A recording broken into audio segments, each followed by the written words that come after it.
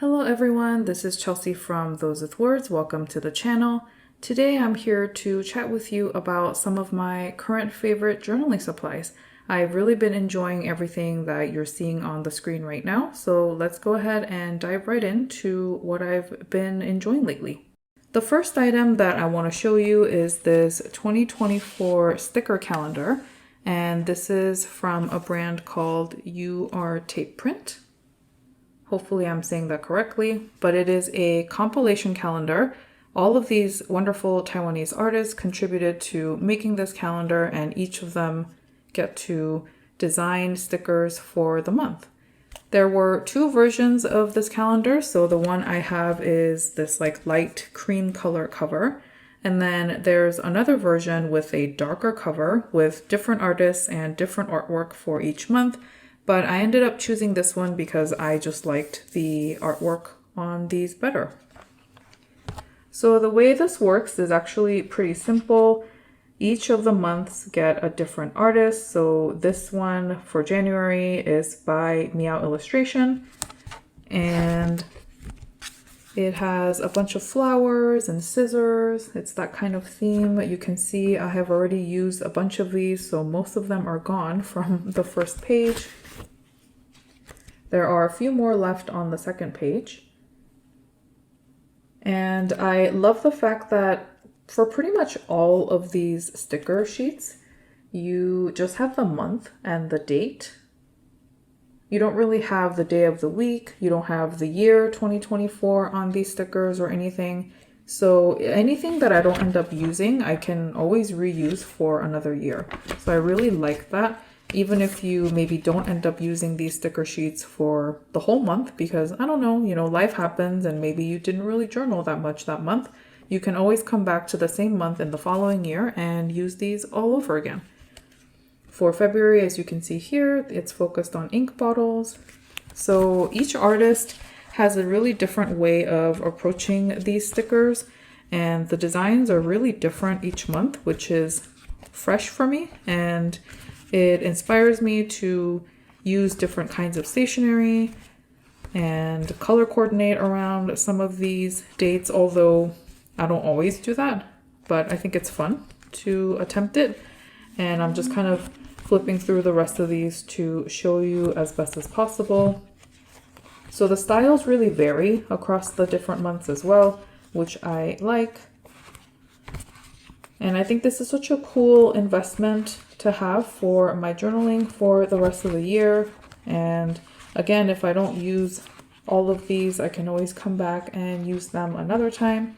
Some of them, like this one, just have this one, it just says the 23rd. So technically I don't even have to use this for October. So that's also another plus for some of these as well. Really looking forward to using this for the rest of the year in my memory keeping journal, which I'm using a traveler's notebook with blank inserts, so it's perfect for this. And yeah, really loving this so far. The second item that I want to talk about is this Daiso double-sided tape. It's kind of funny because this one is almost done, so I don't know why I'm holding this one. I should really be showing you this one, which is a brand new one. This is very affordable. It's from Daiso and it comes in a pack of 2.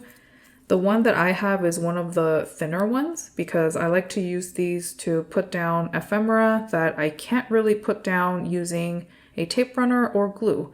Sometimes you have really fun packaging from either something that you ordered or even just from like snacks. You try to cut out a piece of ephemera from it and put it into your journal, only to find that the back of whatever you're trying to put down into your journal is very like slippery, or it's like a very specific packaging material, so it just will not play nicely with a tape runner or glue. That's where this double-sided tape comes in, and it is, at least for me so far, pretty foolproof, and it's been really useful in sticking down just about anything to my journal pages. I know double-sided tape is a little bit more manual to use, so you have to put a piece down and actually peel it off to reveal the adhesive side, and then you can stick it down. So it might not be everybody's favorite. It is a little bit more involved than, let's say, a tape runner or a glue stick, but I just really like how reliable they are. And as I mentioned earlier, they are from Daiso, so it's really affordable. Last time I went to Daiso, I bought maybe 5 or 6 packs of these because I know I'm going to use them for journaling in the future. The third item that I want to share with you is this TWSBi Eco, and this is the Creme Rose Gold, and I have it in the extra fine nib. I got mine from Yoseka Stationery, but you can get these in definitely a bunch of different stores that sell pens. I believe they're still around, but this is the one I have, and if you're wondering, the ink inside right now is from Colorverse, and it's called Comet SL9. So I ended up purchasing this because I wanted to replace my Smoke Rose Gold TWSBi Eco. I used to have that for a number of years, and it was also in the extra fine nib, and I used it a lot. It was pretty much a daily writer in my Hobonichi that I used last year, but something happened with the ink inside. I might not have cleaned it enough or cleaned it well, or the ink sample that I was using it from probably went bad, but I didn't realize it until it was in the pen. Regardless of what the reason was, it developed like a really funny wet towel kind of smell, like right here on the inside as well, and around the nib. And I tried a lot of different things. I used specific pen cleaning solutions. I tried vinegar and water. I tried a lot of different things, but I really wasn't able to get that smell out no matter what. I left it out to dry for like a week in the sun, all of those things that I read up online on what people recommend to do, but I was not able to salvage that pen. And so instead of that pen, I am now using this one, and it's working perfectly fine so far. And I am going to be definitely more conscious of how old my ink samples are before I put it into a fountain pen. It is my go-to pen in my Hobonichi Weeks. I am using my Hobonichi Weeks as a health journal this year. So I'm just tracking meals and exercise and just basically how I'm feeling. And then I'm also using the back of the Hobonichi Weeks for other notes as well. And it's really been nice. It works really well, the EF nib, with this small Hobonichi grid. And it's really been a joy to write with, which is all you can really ask for in a fountain pen. So there is the TWSBi Eco. Item number 4 is this Penco Clampy binding clip. Kind of a mouthful. I don't actually know what the proper name is, but this is a clip that I also got from Yoseka, and I mean, it's kind of funny. It's sort of going on this cream trend, but I really like this clip. I've been meaning to purchase it for a while. This is one of those items that I'm actually not sure why I didn't buy when I went to Japan last year. I don't know why. I guess I was just too overwhelmed in Loft or something, and I just didn't really look for it or something like that. It comes in a bunch of different colors, and I just ended up getting a neutral colored one. And I enjoy this clip a lot because, one, it's really lightweight. So I have the Travelers Company brass clips as well. And funnily enough, I like that this one is heavier, but it's smaller in form. This one is larger, so it covers more of like the page area, but it's lighter. So I like them for different reasons, and I do use them both pretty often. But just to kind of give you a contrast of those two. So I like how light this one is. It's just different from the other clip. And I love that it doesn't leave a mark on anything, even though it looks like it should. It's got these like tiny teeth on it. And at first I was a little bit afraid that it would leave a mark on my journaling page, but it doesn't. So it's really handy to have, especially if you use a traveler's notebook and you need to open it up and make sure that the page stays open. So really enjoying this. You can also use it to clip a bunch of ephemera together, and I think in that case this one works really well because, again, it's lightweight, it has a large grip area, and it's really easy to bring around with you. So really good tool for me to use when journaling, and definitely a favorite this year. Next up are my Sailor Shikiori markers. I have talked about these before. They're in this fun corn pen case from Japan. And I only have 8 of them, and not all of them are in a set. I just kind of ended up buying most of these separately. I think maybe 3 of these are in a set. I can't quite remember, but some of them I just picked off one by one because I just really liked the colors separately.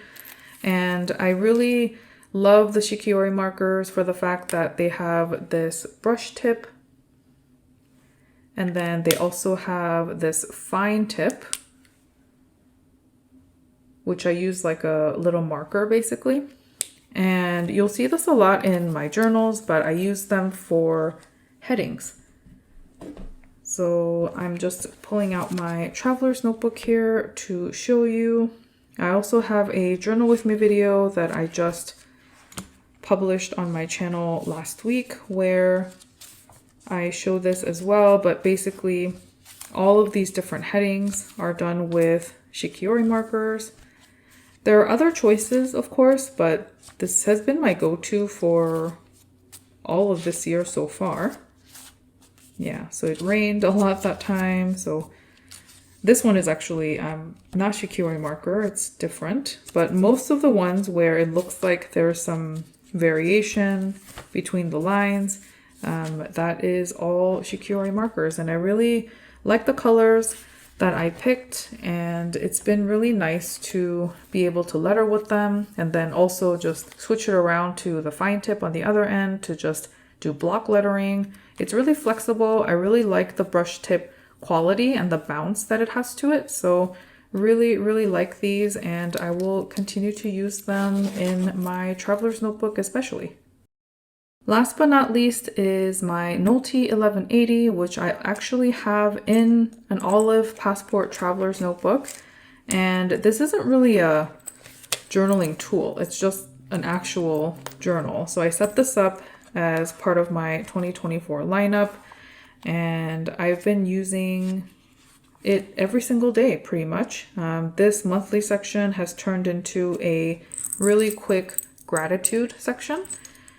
And then the weekly pages, I've tried a couple different formats, but I've ended up sticking with like this type of format.